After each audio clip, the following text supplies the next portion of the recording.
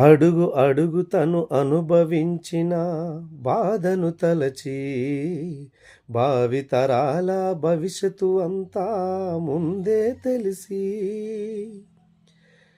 తన నెత్తుటి చుక్కలు లక్షల అక్షరాలుగా మార్చాడు భారత జన నుదుటి రాతను అంబేద్కరు మార్చాడు.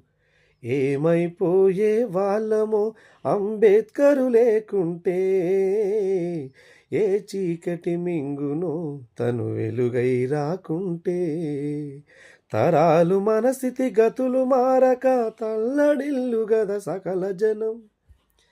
బ్రతుకు అగ్రకుల విష కౌగిట పడి నలిగిపోవు గద నేటి దినం.